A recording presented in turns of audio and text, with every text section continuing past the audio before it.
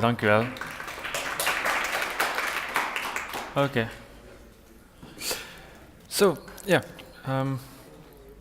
Thank you for inviting me, first of all. It's been a fairly good weekend, so had lots of nice talks, and it's really nice to be able to participate at that kind of event.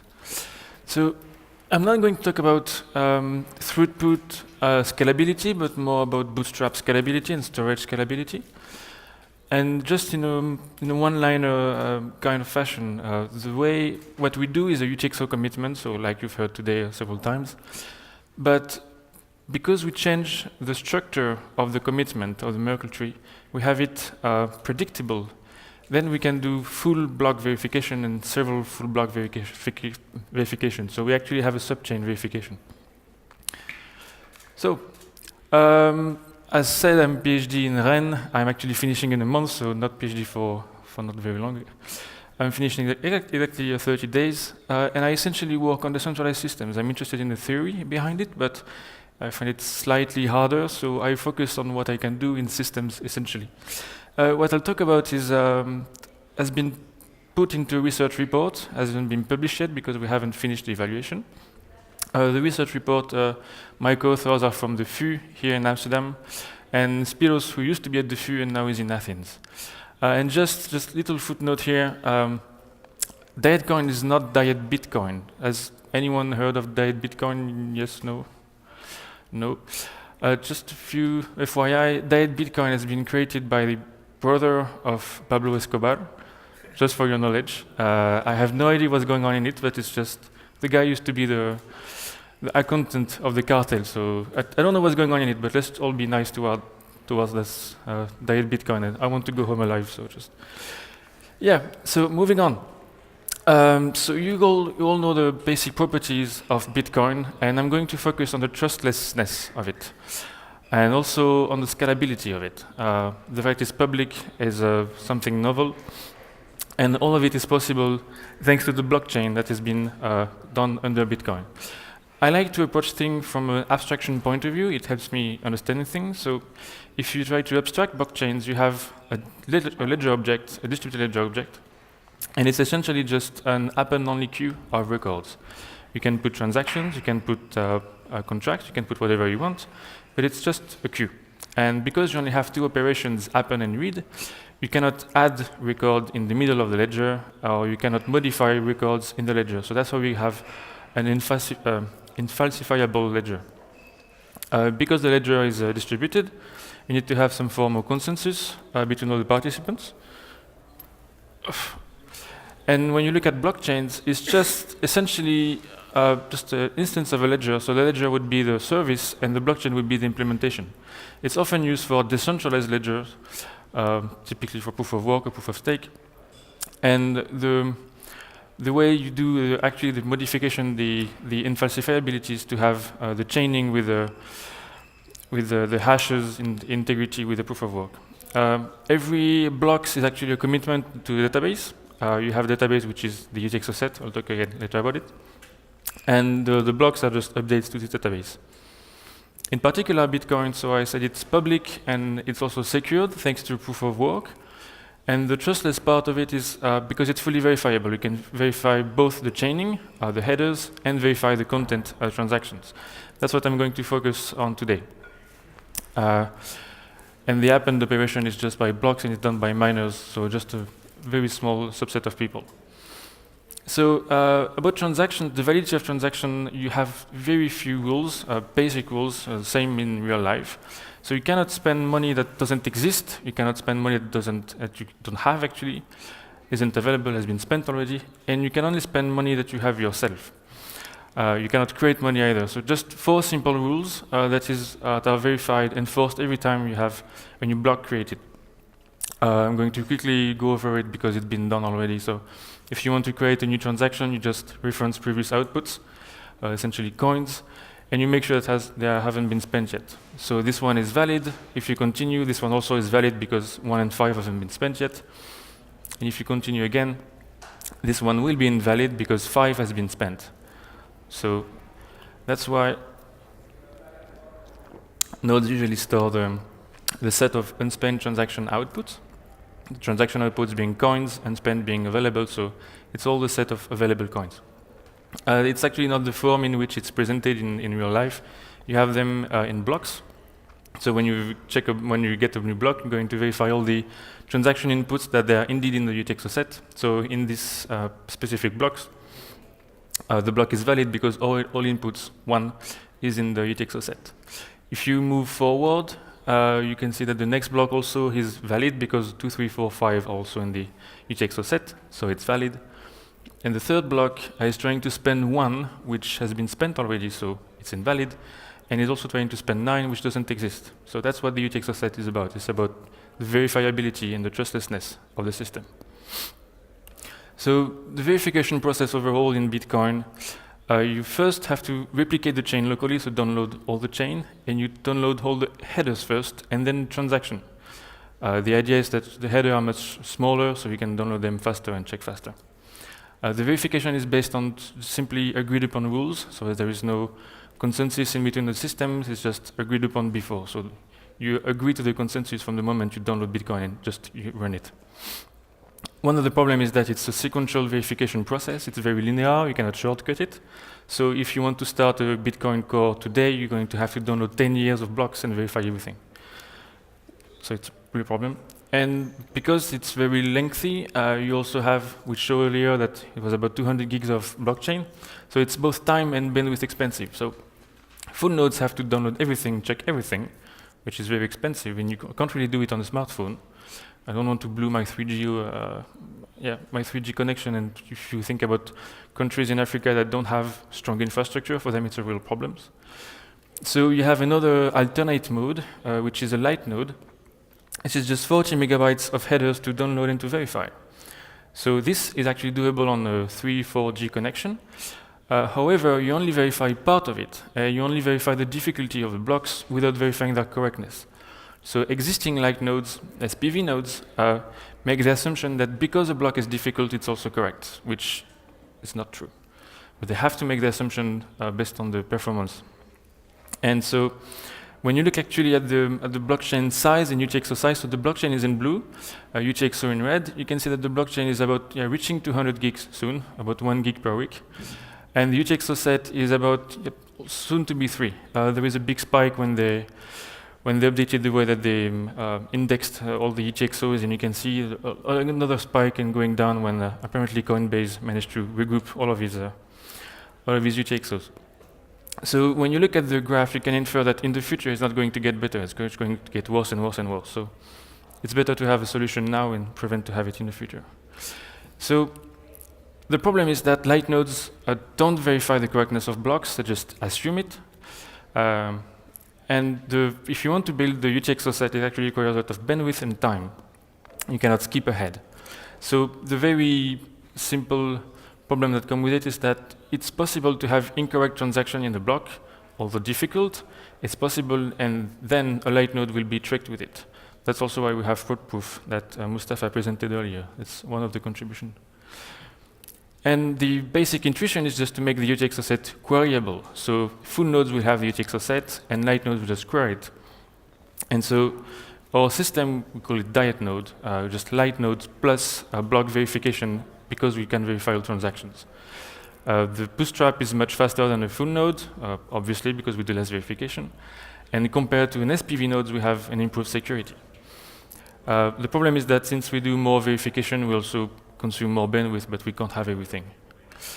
And again, that Byzantine guy, he's thinking, what if a Diet node receives incorrect UTXOs? So the typical way of doing it is that you actually have UTXO commitment, you put the hash of UTXO in the blocks, which has been showed earlier. So the very basic idea, the strawman approach is to put the hash of the entire UTXO in the blocks. So you have a new rule, you have a consensus rule on the validity of the UTXO set. So when full nodes receive it, they have to ensure it's correct. And the good thing is that it works. The problem is that if you have a smartphone, your light nodes still have to download the 3 gigabytes of UTXO set, and that's not really doable again on a 3G or 4G. So the next approach is to use a Merkle tree on top of the UTXO set. So that's the first time I saw it. It was a post by Andrew Miller in a Bitcoin talk. So he has since moved forward with more formal proposal to the community. And the good thing with it is that you have much more precise queries. You don't need to download the entire set, just what you need, and the partial Merkle tree to make sure it's included in the set. The problem is that you have a huge tree if you have actually a balanced tree, which is not always the case. But if you have a balanced tree, you have about 100 million hashes, so that's about 3 gigabytes of data. So on top of the already existing 3 gigabytes of UTXO set. So that's a big overhead. And you have lots of leaf insertion and deletions, so you need to have either a self-balancing tree or something like a sparse Merkle tree, but I'm not quite sure how much it would differentiate with the full node storage overhead here.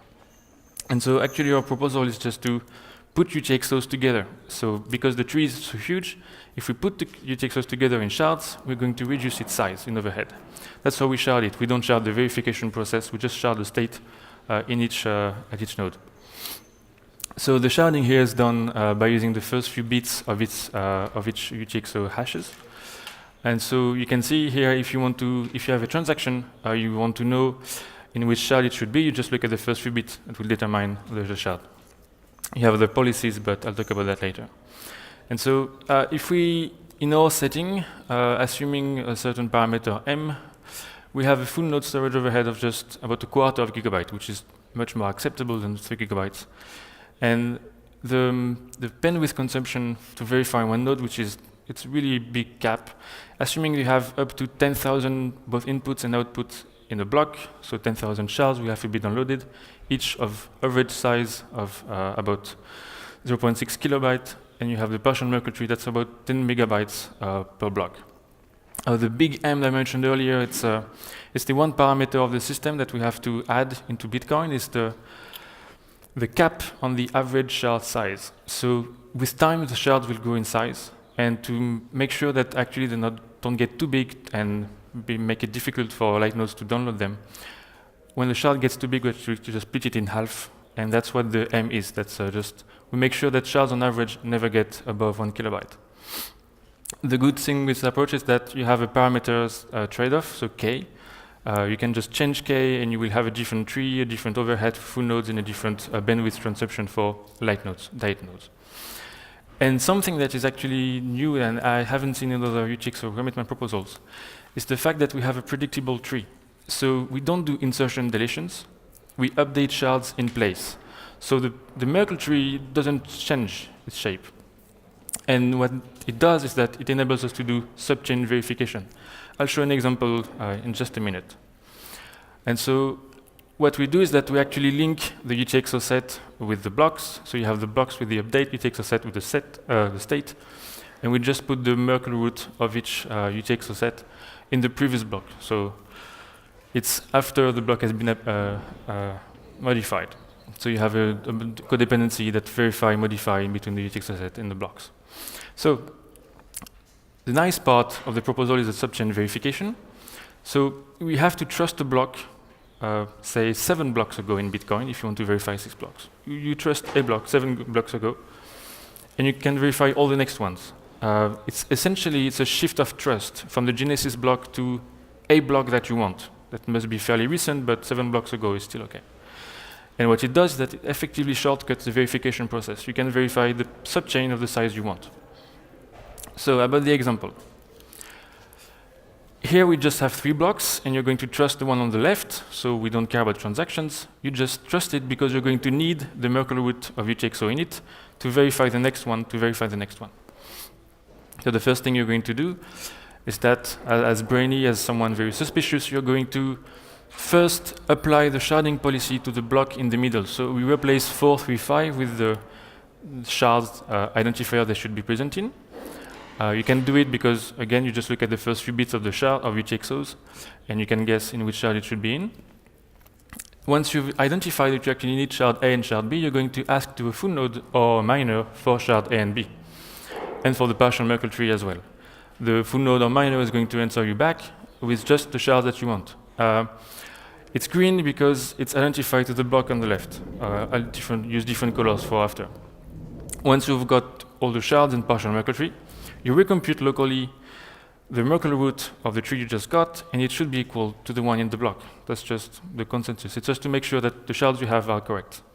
So now that you have that, you can verify the block in the middle. So you're just going to check and update your shards according to the transaction inputs and outputs of the block in the middle. So you check the inputs and update with the outputs and inputs as well. So once you've done that, you have effectively verified the transaction in your block in the middle, and you have new state of shards. But you haven't verified the Merkle root in the middle, not yet. We can do it right after. So with your new state of shards, you can update the tree locally, and you should get the same Merkle root that the block in the middle. The reason for that is just it does the same job as a full node. It's just it does it on a very small subset of UTXOs. So you can do it locally with just a few kilobytes or a few megabytes, actually. And once you verify that Merkle root in the block in the middle, you've fully verified the block in the middle, just a full node would do. So a light node can do a full node job on a subchain of blocks. And once you've done that, you can repeat the process, use the Merkle root in the block in the middle to verify the block on the right. So you repeat, apply sharding policy. You actually see that you actually need the shard C this time as well. You ask for shard C, ask for the partial Merkle tree again, get shard C, ensure the Merkle tree is still correct with the Merkle root that you have, and you're going to apply your shards to the block, checking the validity of transactions, updating your shards in the process, just like a full node would do.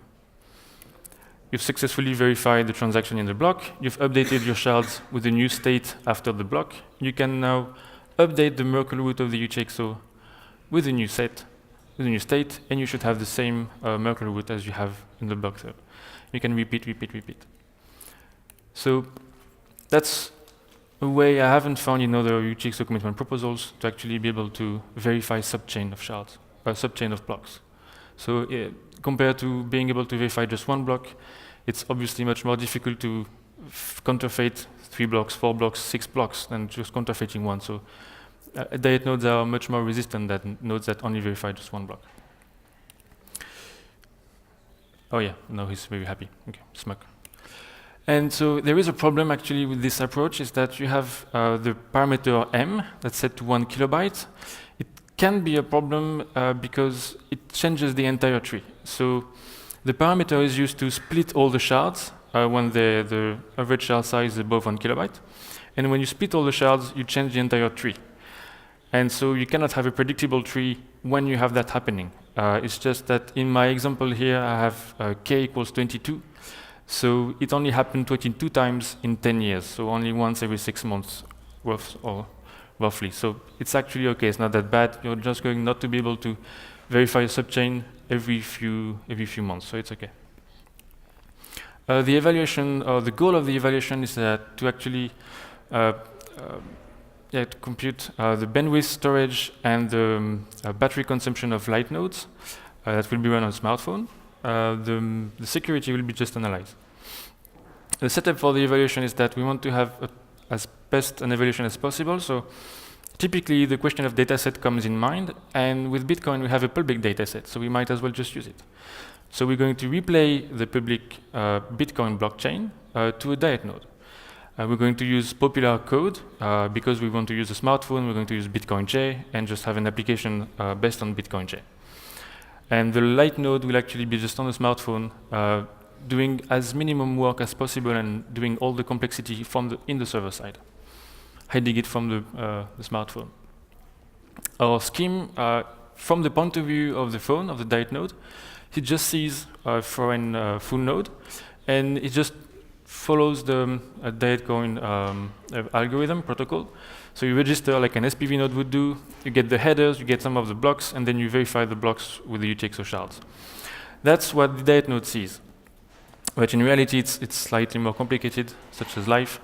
And so you actually have a replayer in the middle, and you have a Bitcoin core on the far right that is used as storage. So the replayer will just get the blocks one by one at the frequency that he wants. So let's say 1 every 10 seconds if you want to replay it fairly faster.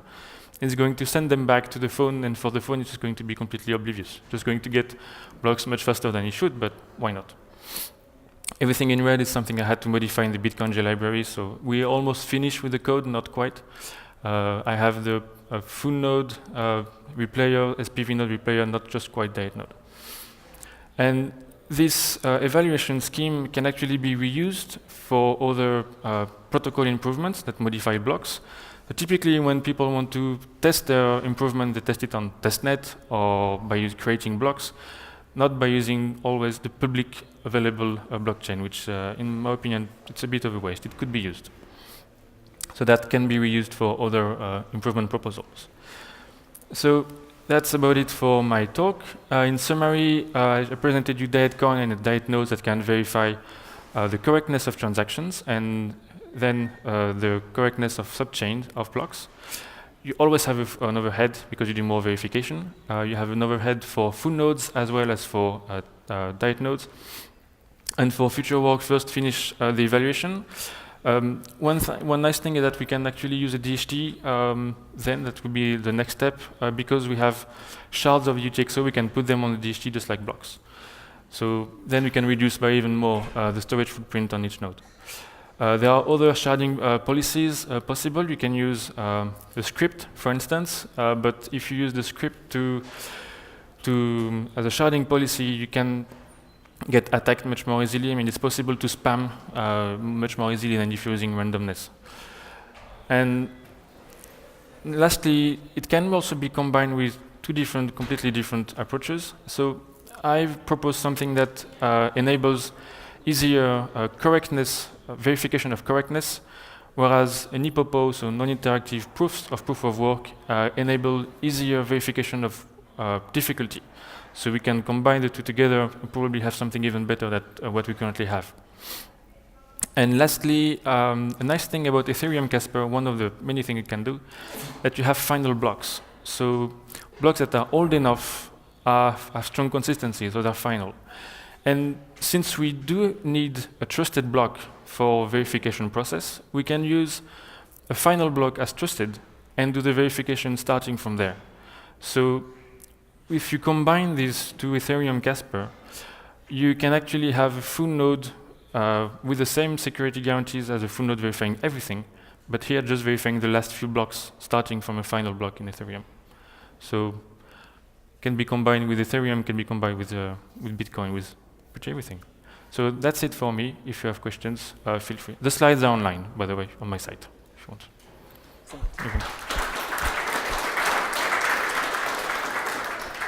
Okay. Thank you, Pierre. I really enjoyed that. So, do we have any questions for Pierre based on that talk? Well, I have a question for you, Pierre. So, what do you think are the main challenges to implementing this kind of approach? Convincing people to use it. It's always that, I mean, so I mentioned Bitcoin and Ethereum, and funnily enough, so from the outsider perspective, Bitcoin seems revolutionary. And when you're within it, it's a very conservative approach. It's very safe. They want to keep it as safe as possible, so it's conservative by nature. Ethereum, on the other hand, they try more stuff. So maybe it will be easier to convince these people than Bitcoin people, maybe. Were there any other questions for Pierre at this moment? If not, then thank you very much for your presentation.